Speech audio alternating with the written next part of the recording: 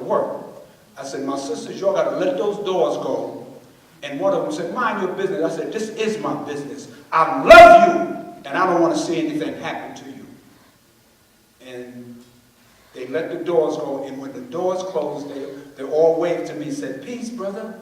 They were crying out for guidance and for someone to give them some type of control.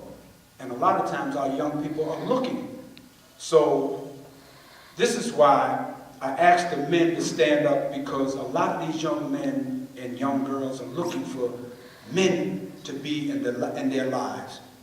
That is a large part of this solution that we are not recognizing. Thank you. Thank you, Brother Michael. We're going to hopefully open the floor up to the audience, and we'll have some more brief remarks from our panelists. This is Keith Zuber on guns, drugs, and gangs. Hello, everyone. First, I'd like to say to the community, since November 29th, we haven't had any violent shootings. So give yourself a round of applause for that. So it was 50 days without any violence in the community. I'm going to open my segment with these three initials, GDG. It's like a part of our everyday life, like putting on our shoes, like changing your baby's pampers. It affects others more than some, but nevertheless, it affects us all. It affects us all. Youth gang violence is a problem in every major city in the United States, and membership is on the rise. According to the Department of Justice National Gang Threat Assessment, there are at least 21,500 gangs or more. 731,000 active gang members in major city gangs. Violence is responsible for roughly half of the homicides. Do people hear that? Half of the homicides is caused by gang violence. I'm going to speak about Coney Island a little bit, the history. Gang violence has been a fact of life in the Coney Island community since the early 1970s and was the basis of a 1979 movie.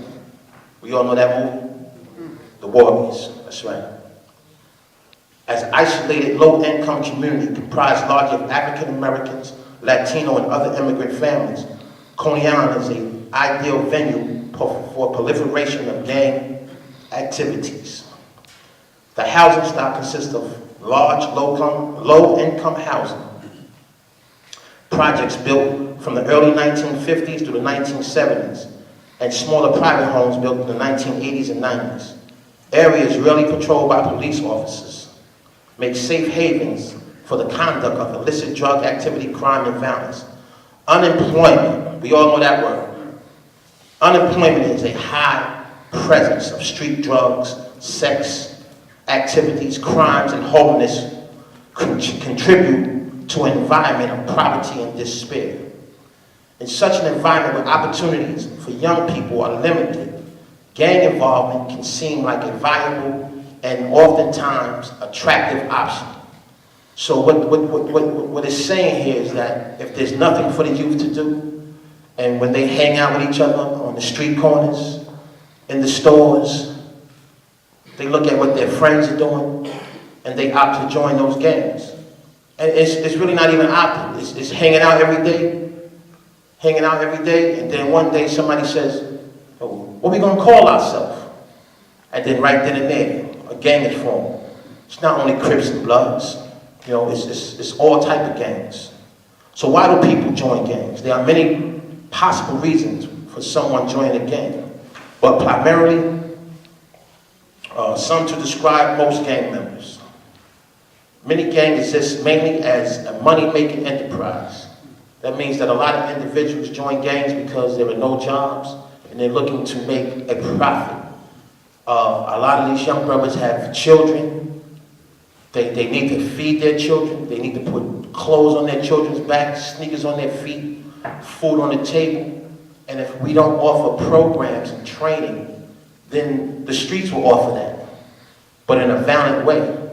And if the streets offer it in a violent way, and then we become individuals who are stuck in our households looking out of our windows because we're afraid to go outside and address the issues that are going on in our streets.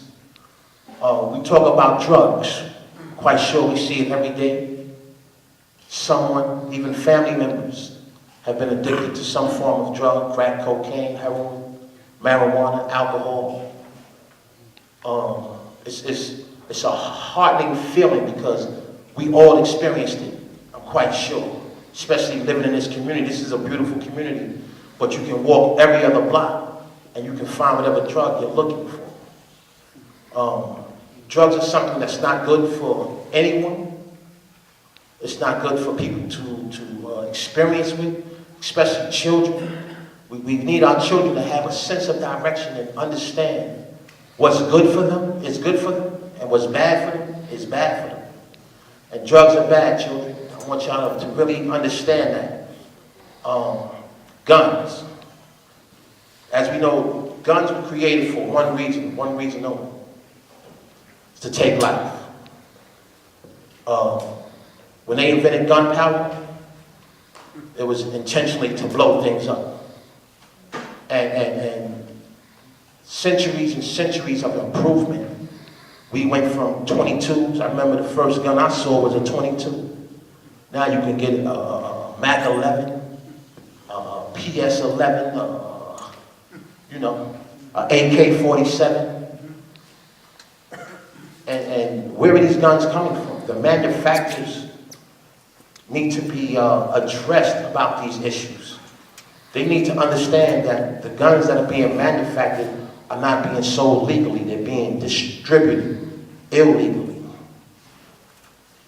In class, I paid attention a lot. Math, it wasn't one of my favorite subjects, but I did learn how to count. And I want to give a quick synopsis. So say if we have 60 murders a month in Brooklyn. Is that feasible? Right? It's 2 murders a day in Brooklyn. Okay? Let's times that by the 5 boroughs. It's 300 murders a month in New York City. It's a lot of murders, y'all. Do y'all agree with me? 300 murders a month. Let's times that by a year. 3,600 murders a year. That's in New York City alone. Now we have 52 states. We times that number by 52 states. It's ironic at that. 187,200. And we all know that 187 is police code for homicide. Take those 52 states and times it by 10 years. 18,072,000 murders over 10 years. Can you imagine what the world would be like in 10 years? There will be no young men left to impregnate our young women. The population will decline, and we as a people will no longer exist. So what we're trying to do is bring awareness. The Super Foundation, other members of the coalition, my brothers from Man Up that just left, Brother Dino Johnson, Council for Unity, Brother Abs, Brother G-Quan, Brother Richie, trying to name everybody I see, Brother Byron Bean. We're working together in our community to make collaborative efforts to come together and let people know that there are individuals that care. And me personally, I know it can happen because I stood on those streets with guns in my waist, some nights 2 guns, walking down the streets, being shot at, shooting, selling crack, $10,000 a day. It was very lucrative at that time. But now, it's not worth it. And after all that, I have nothing to show for it. Because when the DEA came and kicked in my door, they kicked it in. They kicked in my door. And when they kicked in my door, they simultaneously kicked in about 20 other doors. They went to the banks where we had our bank accounts, froze our safety deposit boxes, took our accesses. So what I've come to learn from that is that